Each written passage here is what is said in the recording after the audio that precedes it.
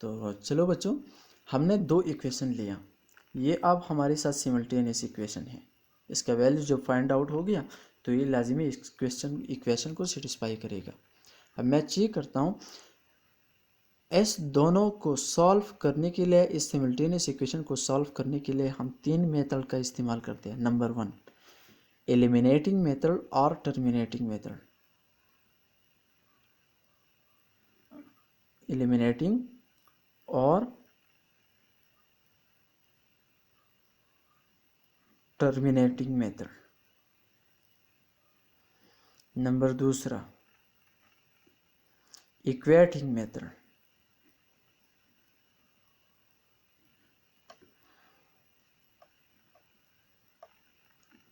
Equating method. Number 3 by cross multiplication. Cross multiplication.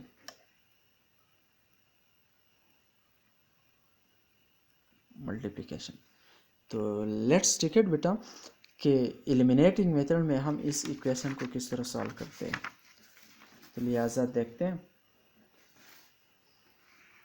हमारे साथ question जो था वो 2x plus Y is equal 10।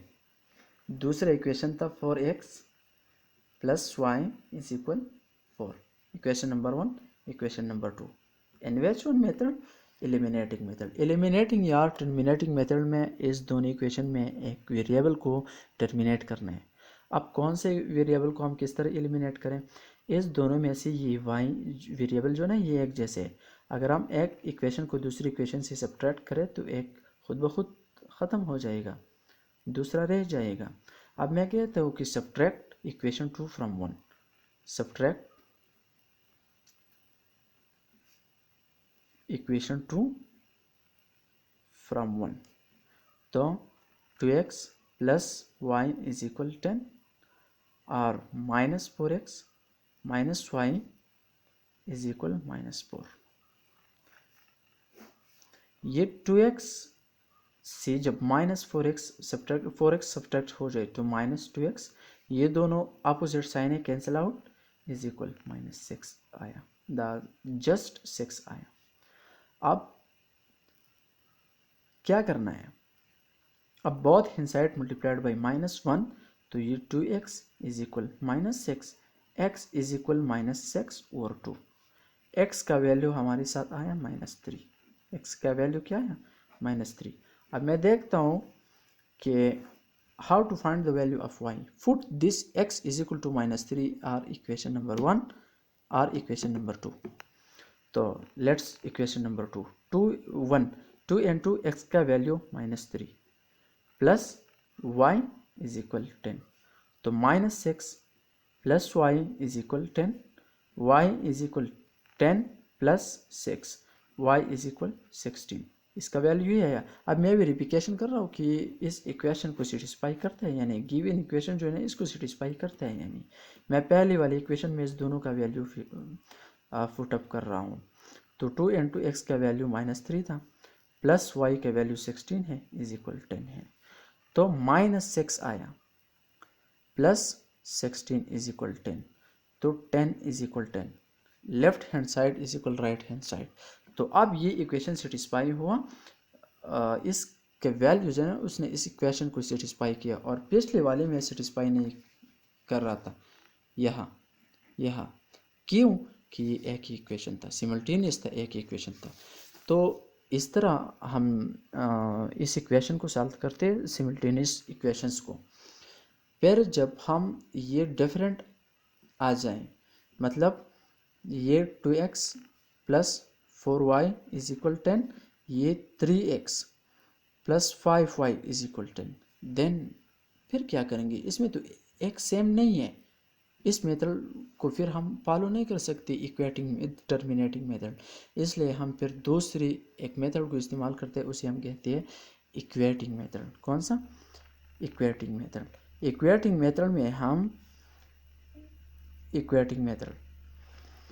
हम किसी इस इक्वेशन नंबर 1 या इक्वेशन नंबर 2 को, दोनों को कोई इस तरह कोई इस तरह इनसे में मल्टीप्लिकेशन देते हैं जैसे कि जिससे वो दोनों इक्वेशन सेम आ जाते हैं। मतलब अगर मैं इस इक्वेशन नंबर 2 को 3 में मल्टीप्लिकेशन दूँ और इस इक्वेशन 3 को 2 में, तो ये दोनों से सेक्स सेक्स आ जाएगा। हमें इस पार्ट से कोई वास्ता नहीं है, कोई प्रॉब्लम नहीं है, हमें एक ही वेरिएबल को सेम करना है, या ये वाला या ये वाला। तो इससे फिर हमारा इक्वेशन सॉल्व हो जाएगा। अगर मैं कहूँ कि ये इक्वेशन 1 है, ये इक्वेशन नंबर 2 है, इक्वेशन नंबर 1 मल्टीप्लाइड बाई 3, तो 3 2 ज़ा 6, ये 6x प्लस 3 4 ज़ा 12y और 3 10 ज़ा 30, ये इक्वेशन नंबर 3 आया। इसको हम 2 में मल्टीप्लिकेशन दें तो 3 2 ज़ा 6x plus 10y is equal to 20। ये तो हमारे साथ वैल्यूज चेंज हो गई, लेकिन हमें ये वाला एक जैसा मिल गया, पहले वाले में चेंज हो गया। अब इस तरीके से आप सॉल्व कर सकते हैं। थर्ड वन मेथड हम इस्तेमाल करते थे by cross multiplication. Cross multiplication में हम यहाँ से शुरू करते थे, 2x का कोएफिशिएंट 2 था, y का कोएफिशिएंट 4 था और 10, फिर 2 4 10 इस तरह लगाते थे। नीचे वाला x का कोएफिशिएंट 3 था, y का 5 था, फिर 10 3 5 10 इस तरह हम जो है ना मल्टीप्लिकेशन करते थे। फिर ये तो बहुत ज़्यादा ईजी है, आपने शायद तो पढ़ा होगा, लेकिन अब मैं मेन ओरिएंटेशन की तरफ जा रहा हूँ, मैट्रिक्स की ओरिएंटेशन की तरफ जा रहा हूँ कि मैट्रिक्स क्यों आया। तो ये तो दो इक्वेशन है, इजीली सॉल्व हो सकते हैं, लेकिन अगर ये हमारे साथ 3 आया, जैसे कि ax plus B Y is equal to m आया, cx plus D Y is equal n आया, ex plus F Y is equal G आया, 3 इक्वेशन आया या 4 इक्वेशन आया या 5 इक्वेशन या 6 equation, then how we will be solve it. फिर हम इसको किस तरह सॉल्व करेंगे? सो हमारे साथ कोई मेथड नहीं है, इस 3 मेथड फिर फेल हो गई। कोई मेथड इस तरह नहीं है कि हम इस पर इसकी इक्वेशंस को सॉल्व करें, इसलिए फिर मैट्रिक्स आया। मैट्रिक्स आया, मैट्रिक्स की मदद से हम 55 जितने भी इक्वेशन है सॉल्व कर सकते हैं। जितने भी मुश्किल इक्वेशंस है, मोर देन 2 3 4 हम सॉल्व कर सकते हैं। इसलिए मैट्रिक्स का मैट्रिक्स का एप्लीकेशंस ये है कि जब 2 से ज़्यादा इक्वेशन आ जाए, 3 से ज़्यादा इक्वेशन आ जाए, तो मैट्रिक्स हमारे लिए उसे आसानी से सॉल्व कर सकते हैं। अब मैट्रिक्स का डिफिनीशन क्या है? मैट्रिक्स का डिफिनीशन हम इस तरह करते हैं कि रेक्टेंगुलर, ये बुक में जो दिए हुआ है ना, ए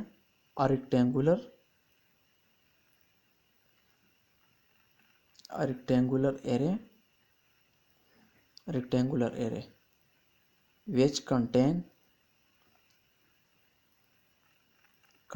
on real numbers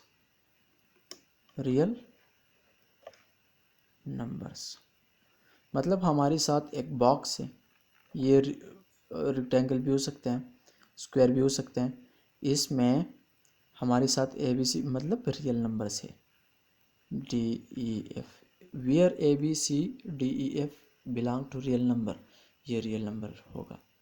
तो ये मैट्रिक्स का डिफिनीशन है। अब अगर ये मैट्रिक्स इस तरह आया, ए बी, ये सी वाला खाना वैसा रह गया, D E F, this is a matrix or not? So this is not a matrix. इसका एक वैल्यू मिसिंग है, मैट्रिक्स में कोई भी वैल्यू मिसिंग नहीं आ सकता है, ठीक है।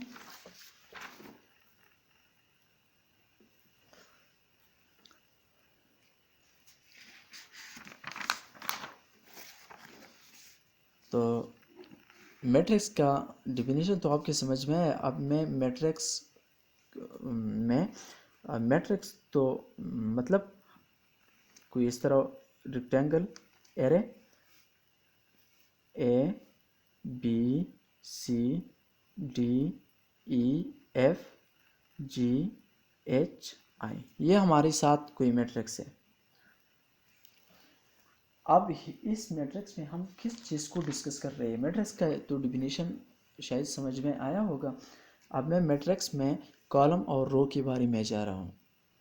तो अगर आपने देखा होगा, एक हमारे साथ परपेंडिकुलर लाइन होता है, परपेंडिकुलर लाइन ज़मीन से, इसका रुख ज़मीन से स्टार्ट होता है, परपेंडिकुलर लाइन आसमान की तरफ इसका रुख होता है, उसे हम परपेंडिकुलर लाइन कहते हैं।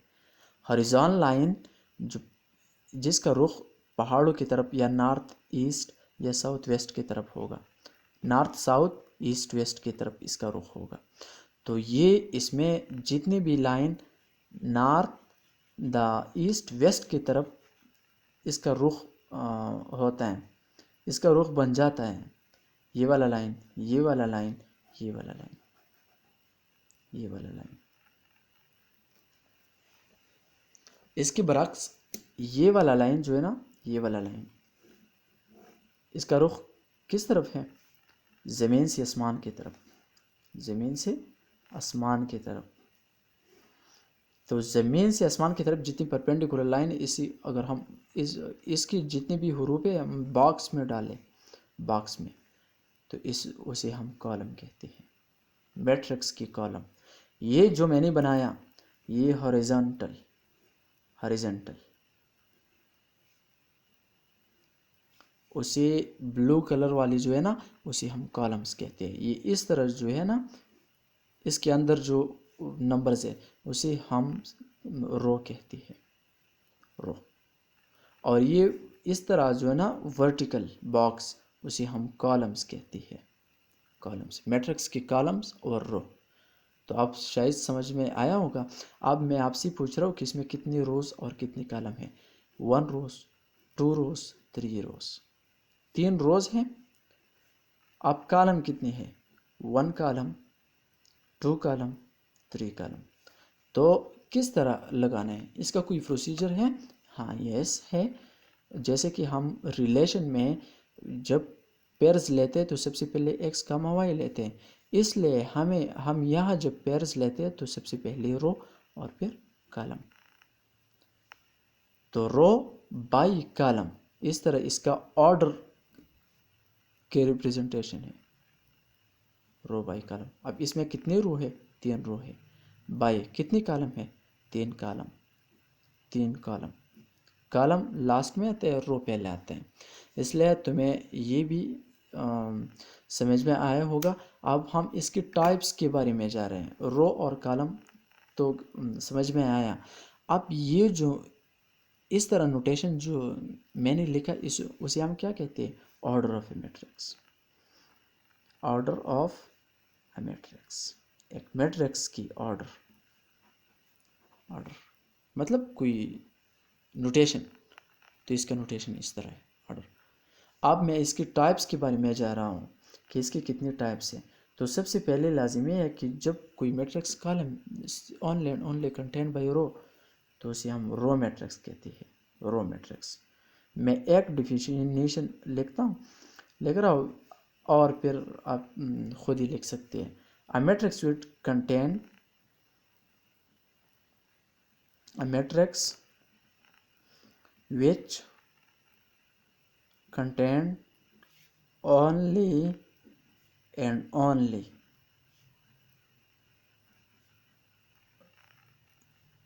on row। जैसा कि example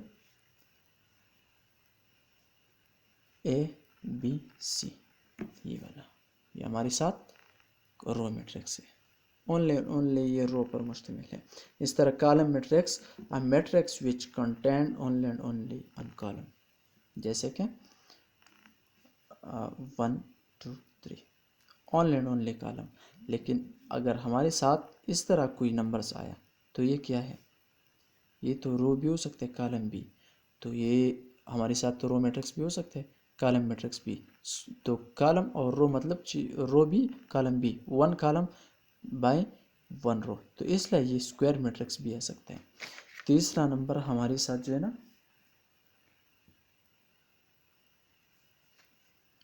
column matrix, the square matrix है, स्क्वायर मैट्रिक्स। स्क्वायर मैट्रिक्स में मैं एक ट्रैक्स बता रहा हूँ आपको। स्क्वायर मैट्रिक्स, जिस मैट्रिक्स के ऑर्डर कॉलम और रो दोनों सेम हो उसे हम स्क्वायर मैट्रिक्स कहते हैं। मसलन ये ऊपर दिया हुआ एग्जांपल जो है ना, इसमें 3 रोज़ और 3 कॉलम थे, तो इसके शेप में कोई चेंज नहीं आया, इसके शेप में ये स्क्वायर बॉक्स रह गया। इस बॉक्स से अगर मैं नीचे वाला काट दूँ तो कितना रेक्टेंगल बन गया या नहीं, रेक्टेंगल शेप बन गया या नहीं। तो मैंने एक रो इससे टर्मिनेट किया, तो मतलब इसका 3/3 था, तो एक रो ख़त्म हो गया, 2/3 रह गया। समझ, 2/3 रह गया। गौर से देख, ये 2 रो 1 2 और कॉलम तो 3 है, तो मतलब इसके ऑर्डर में चेंज आया कितना, 1 नंबर या 2 नंबर या 3 नंबर। जिस मैट्रिक्स की ऑर्डर में 1 या 2 नंबर डिफरेंस आ जाए तो वो स्क्वायर नहीं हो सकता, वो रेक्टेंगल होगा। अब मैंने इस तरह किया तो ये भी रेक्टेंगल हो गया, लेकिन वर्टिकल साइड रेक्टेंगल बन गया, और पिछले हॉरिजॉन्टल टाइप रेक्टेंगल था। अब ये वर्टिकल टाइप रेक्टेंगल है, लेकिन ऑर्डर में चेंज आ गया। कितनी रोज है, 3 रोज है, लेकिन 2 कॉलम है, तो 3/2 ऑर्डर में फ़र्क आया। लेकिन जिस मैट्रिक्स की ऑर्डर रो और कॉलम एक दूसरे से चेंज हो तो उसे हम रेक्टेंगल मैट्रिक्स कहते हैं। और जब सेम हो तो इसके शेप में भी क्लाउन नहीं आ सकते, वो स्क्वायर बॉक्स होते हैं, स्क्वायर बॉक्स होते हैं। तो आप स्क्वायर मैट्रिक्स आपकी समझ में है। A matrix is said to be square matrix if it have same row and columns in such a way rectangle matrix. Rectangle matrix, a matrix in which the row and column is different, are more than less, one of them is more than column or row etcetera. तो आप शायद rectangle और square समझ में आया होगा। अब मैं इक्वलिटी के बारे में बात कर रहा हूँ। 2 मैट्रिक्स हैं हमारे साथ, ए मैट्रिक्स है ABCD, बी मैट्रिक्स है A1 B1 C1 D1, ई मैट्रिक्स है ABCDEF। इक्वलिटी ऑफ 2 मैट्रिक्स के बारे में मैं पूछ रहा हूँ। इसका ऑर्डर क्या है, ऑर्डर ऑफ ए क्या है, 2/2, 2/2 लाजिम है, 2 रोज और 2 कॉलम्स। बी का ऑर्डर क्या है, बी का ऑर्डर भी 2/2 है। ई का ऑर्डर 2/3 कॉलम्स। तो अब 2 मैट्रिक्स, इसका डिफिनेशन क्या है, ये दोनों इक्वल है, यस। ये दोनों इक्वल है, नहीं। ये ई और ए इक्वल है, नहीं, क्योंकि इसका ऑर्डर चेंज है। तो मैं इसलिए ये बता रहा हूँ कि 2 matrix are said to be equal if they have same order. अगर इस दोनों की ऑर्डर सेम हो उसे हम क्या कहते हैं, इक्वल मैट्रिक्स। इस दोनों के दरमियान इक्वलिटी है, इस दोनों के दरमियान इक्वलिटी नहीं है, या ई और ए के दरमियान भी इक्वलिटी नहीं है। तो इक्वलिटी समझ में है। अब तीसरा नंबर टाइप्स, ये मेन पॉइंट था इस टॉपिक से पहले, इसलिए मैंने पढ़ा। आप जो 4th नंबर टाइप जो है ना, स्केलर मैट्रिक्स है, 0 0 मैट्रिक्स, 0 0 मैट्रिक्स और नल मैट्रिक्स, और नल मैट्रिक्स। तो जो मैट्रिक्स स्क्वायर हो, रेक्टेंगल हो, 3/3 हो, 4/4 हो, जितने भी हो, लेकिन अगर इसका सारे के सारा एलिमेंट 0 0 हो, उसे हम क्या कह सकते हैं, 0 0 मैट्रिक्स। 3/3 4/4 5/5, बट अगर इसके सारे के सारे एलिमेंट 0, उसे हम 0 और नल मैट्रिक्स कहते हैं। नंबर तीसरा जो है ना, आइडेंटिटी मैट्रिक्स, 5वां। इससे पहले मैं डायगोनल मैट्रिक्स के बारे में, डायगोनल, आप सबसे पहले तुम्हें ये समझना चाहिए कि डायगोनल है क्या। मतलब अगर आपसे कोई कहे कि इस शेप का एरिया फाइंड आउट करो। तो सबसे पहले आप क्या करते हैं, ये सारे के सारा आप फाइंड आउट कर सकते हैं इसकी साइज़, लेकिन इसकी साइज़ डिफरेंट है। ये ना स्क्वायर भी नहीं है, रेक्टेंगल भी नहीं है, क्या है, कुछ भी नहीं है। इसलिए हमें कुछ डाउट आता है, कुछ मुश्किल आता है। इसलिए हम क्या करते हैं, इसकी इस कोने से लेकर इस कोने तक एक लाइन लेते हैं और इसका पैमाइश लेते हैं, फिर यहाँ से लेकर यहाँ तक कि गलतियाँ की कोई वजूहात ना रहें। ये ज़्यादातर बिल्डिंग्स कंस्ट्रक्शन में ज़्यादा एहतियात से ये डायमेंशन लेते हैं, इसलिए कि गलती की कोई गुंजाइश ना रहे। तो इस कोने से लेकर इसके अपोजिट कोने तक जितनी भी पैमाइश हमने ले और जितना लाइन गुजर गया उसे हम डायगोनल कहते हैं, डायगोनल। इसलिए मैट्रिक्स में एक कोने से लेकर दूसरे कोने तक जितने भी रियल नंबर्स है उसे हम इसके डायगोनल्स कहते हैं। तो डायगोनल्स हर वो मैट्रिक्स है जिसके हर वो मैट्रिक्स को हम डायगोनल कह सकते हैं जिसके तमाम के तमाम element zero except the diagonal. अगर ये 3 by 3 मैट्रिक्स है तो ये 1 2 3 भी आ सकता है, इसकी सारे के सारे एलिमेंट फिर क्या होगी, ज़ीरो होगी। अगर ये 2 by 2 है तो ये वाला element 1 2 0 0 except the diagonal, all element will be zero except the diagonal. इसका डिफिनेशन किस तरह है, इस तरह आप लिख सकते हैं, खुद ही बना सकते हैं। A matrix in which have all element become zero except the diagonal is called scalar matrix. तो ऐसे हम क्या कह सकते हैं, द डायगोनल मैट्रिक्स। तीसरा नंबर जो है ना, तीसरा नंबर स्केलर मैट्रिक्स है, स्केलर मैट्रिक्स। तो स्केलर मैट्रिक्स क्या है, 6 number scalar matrix. Diagonal matrix तो आपके समझ में आया। स्केलर मैट्रिक्स हर वो डायगोनल मैट्रिक्स जिसके डायगोनल एलिमेंट्स सेम हो, बाकी तमाम के तमाम क्या हो, ज़ीरो हो। मतलब मैंने एक स्केलर मैट्रिक्स लिया, स्केलर मैट्रिक्स तो द डायगोनल मैट्रिक्स, इसके डायगोनल ज़ीरो नहीं आ सकता है ना। मतलब ये डायगोनल है 3 by 3 मैट्रिक्स में, ये डायगोनल है, ये ज़ीरो है, ये ज़ीरो है, ये पॉइंट, ये ज़ीरो, ये ज़ीरो है, ये ज़ीरो है। लेकिन इसका डायगोनल अगर हमने डिफरेंट लिया तो फिर क्या होगा, डायगोनल मैट्रिक्स। अगर हमने सेम लिया या 1 1 1 2 2 2 3 3 3 5 5 5 इस तरह, लेकिन मैं इसका जनरलाइज फॉर्म लेता हूँ A where A belong to real number, मतलब या एक्स एक्स एक्स। तो अगर इसका मेन डायगोनल का सेम हो सारे के सारे एलिमेंट तो उसे हम क्या कहते हैं, स्केलर मैट्रिक्स। लेकिन मैंने एक पॉइंट भूल गया, ये ध्यान से याद रखना है, एलिमेंट ऑफ अ मैट्रिक्स।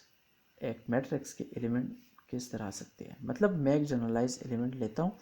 मैंने आपको सबसे पहले बताया कि ए पहले वाला आर फिर column R C, A R C, तुम्हें ये याद रखना है। मतलब ए एक एलिमेंट होगा, ए एलिमेंट, आर पहले रो है, पहला हम रो लिखते हैं रो, और सी मतलब कॉलम।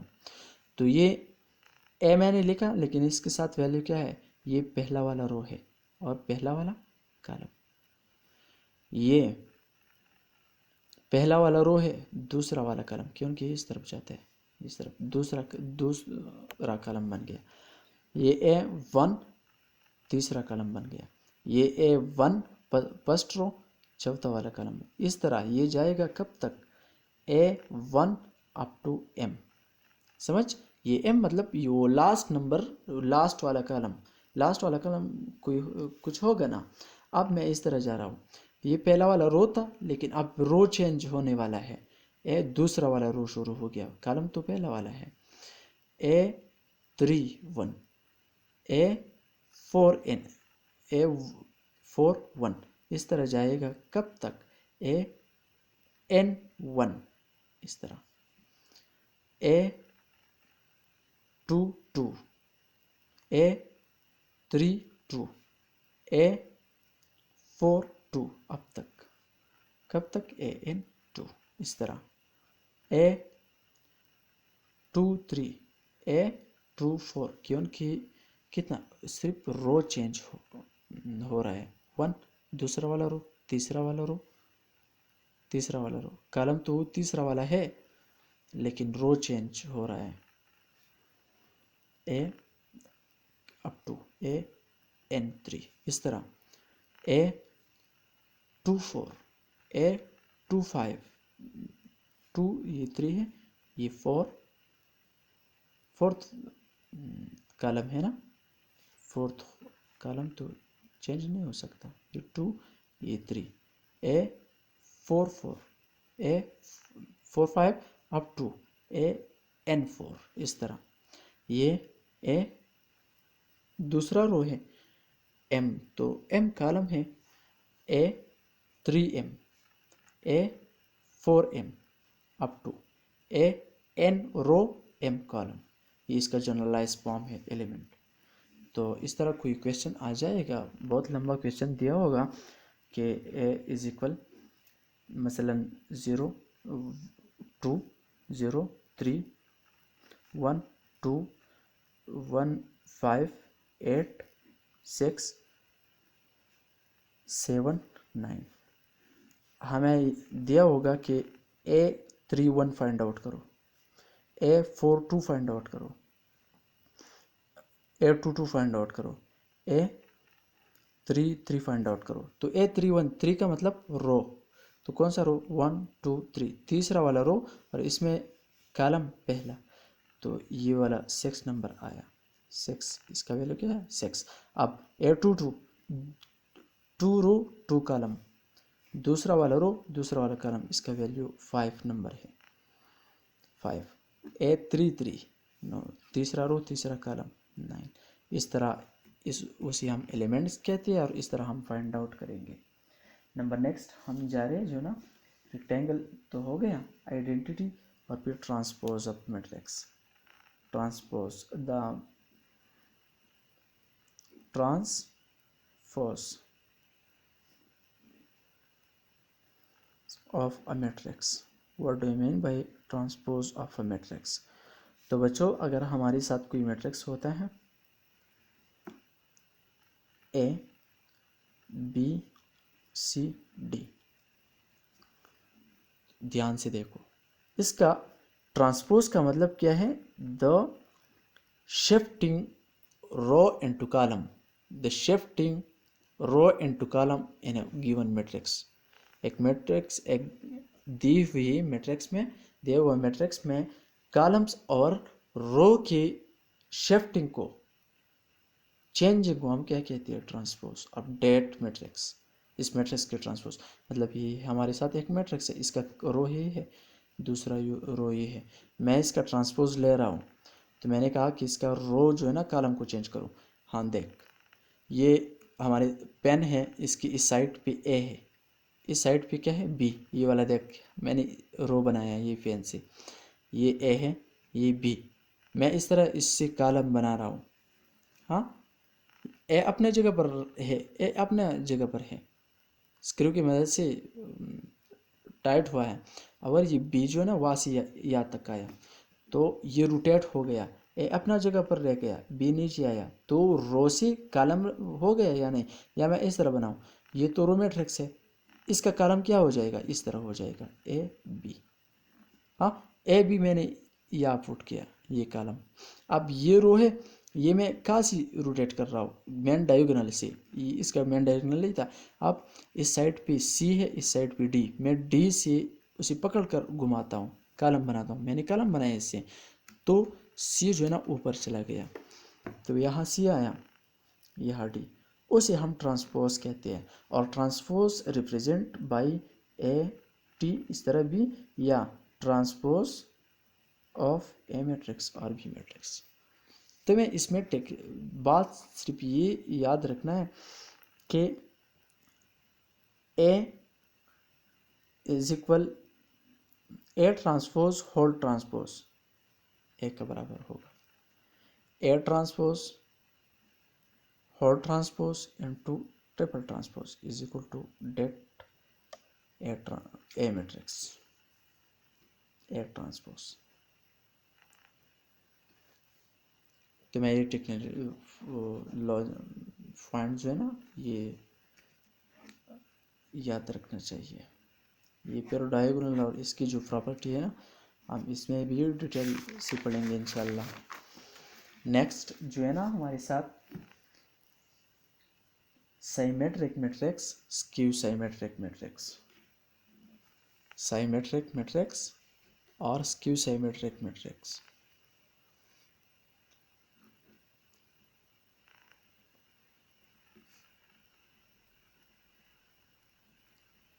साइमेट्रिक मैट्रिक्स, तो साइमेट्रिक मैट्रिक्स हमारे साथ हर वो वाला मैट्रिक्स, हर वो मैट्रिक्स, मतलब हमारे साथ कोई मैट्रिक्स है, इसका A is equal to A transpose, मतलब हमारे साथ कोई मैट्रिक्स है, इसका मैं ट्रांसपोज ले लूँ और वो गिवन मैट्रिक्स इससे दोबारा आ जाए।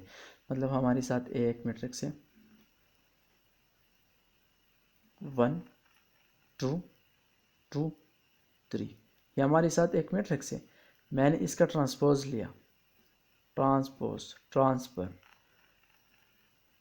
ये 1 2 है, 1 रह गया, 2 वहाँ से इधर आया, 1 2, ये 2 उधर गया,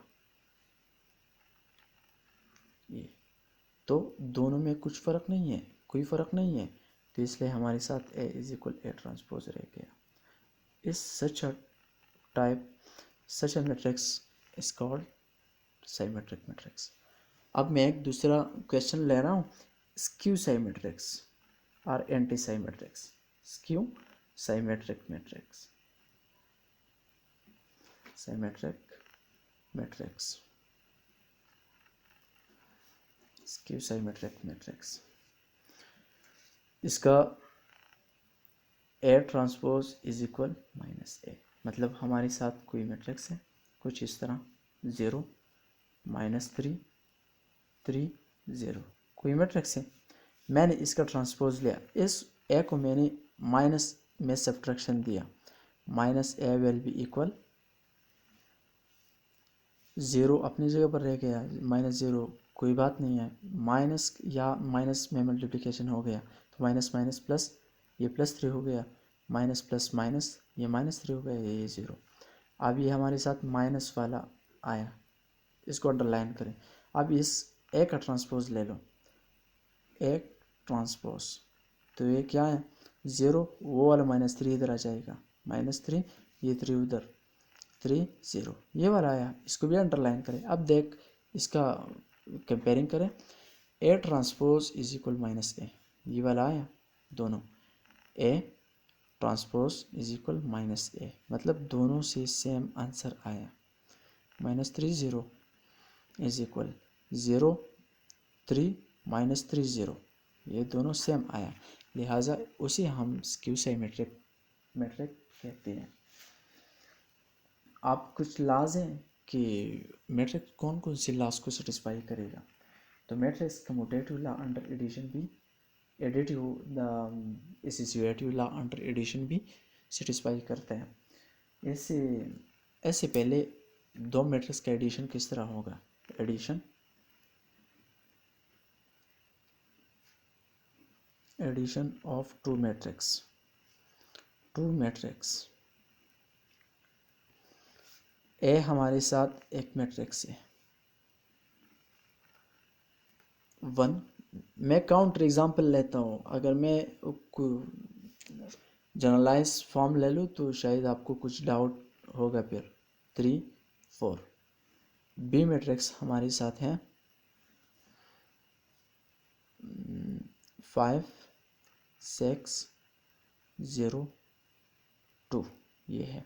इसका सब्ट्रैक्शन एडिशन किस तरह होगा, ए प्लस बी, सबसे पहले तो ऑपरेशन एलिमेंट के दरमियान फॉलो करना है, होल्ड करना है, फिर इसकी करिस्पॉन्डिंग एलिमेंट को उठाना है, इसके दरमियान एडिशन लगाना है, मतलब 1 2 3 4, दो मैट्रिक्स के दरमियान एडिशन लगाना है, 5 6 0 2, ये इसका प्रॉपर नोटेशन है, प्रॉपर ऑर्डर अब करिस्पॉन्डिंग एलिमेंट A11 इस मैट्रिक्स में A11 ये है, लेकिन इस मैट्रिक्स में A11 कौन सा आंसर है 5।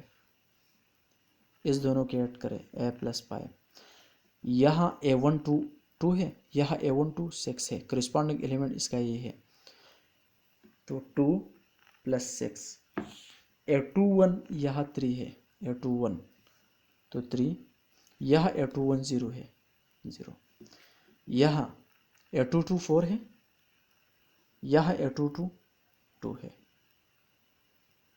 इसका आंसर जो हमारे साथ आया A + B हमारे साथ आया, तो ये 6, ये 8, ये 3, ये 6 हमारे साथ ये है। अब मैं इसका प्रोसेस थोड़ा चेंज कर रहा हूँ कि कोई फ़र्क पड़ता है या नहीं।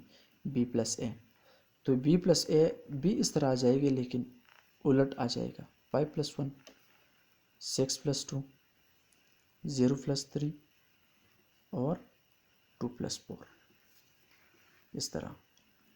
अब मैं देख रहा हूँ कि इस कोई फ़र्क पड़ता है या नहीं। 6, 8, 3 और 6, तो आप इस दोनों के रिज़ल्ट को देखें, कंपेयरिंग करें, ये वाला और ये वाला, कुछ फ़र्क नहीं है इसके दरमियान। लिहाजा A + B = B + A, और जब इस तरह कोई नोटेशन आ जाए उसे हम कम्यूटेटिव लॉ कहते हैं। So you should to note it, a matrix satisfy commutative law under addition। इस एग्जाम्पल से हमने ये आखिज किया कि दो matrix under addition commutative law को होल्ड कर सकते हैं। जब ये commutative law under addition hold कर सकते हैं तो इस सिचुएशन में कुछ भी नहीं है, कुछ just and just third one set लाना है, थर्ड वन मैट्रिक्स लाना है सी को। अगर हम यहाँ से कोई सी मैट्रिक्स ले लें, इस दोनों का आंसर जो आया ये वाला आया ना, इसके साथ सी मैट्रिक्स में 1 1 ले लो, 1 1 1 1, तो ये 7 हो जाएगा, ये 9 हो जाएगा, ये 4 हो जाएगा, ये 7। फिर मैं अगर इससे ले लूँ तो ये 7, ये 9, ये 4, ये 7 फिर आता है। तो लिहाजा a matrix, two matrix satisfying two matrix या just matrices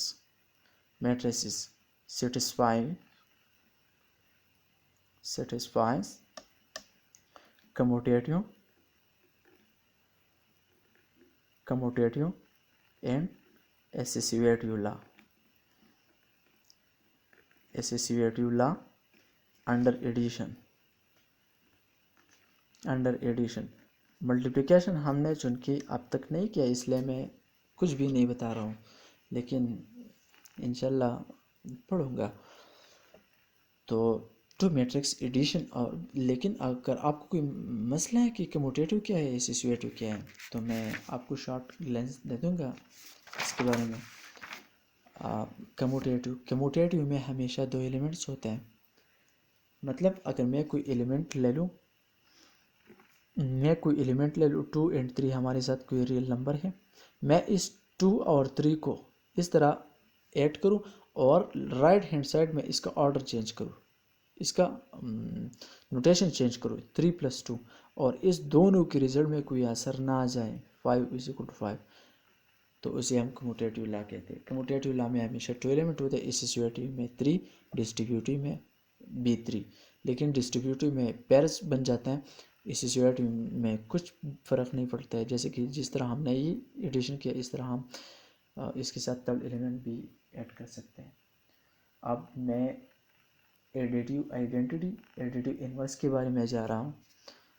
additive identity, additive inverse, अगर आपको कोई मसला है, कुछ डाउट है, तो आप हमें कमेंट करके बता सकते हैं कि इस पर कोई एग्जांपल करूं। ये तो एसोसिएटिव और कम्यूटेटिव लॉज बहुत ज़्यादा आसान है, इसलिए मैंने कुछ एग्जांपल न लेकर आगे चला गया। लेकिन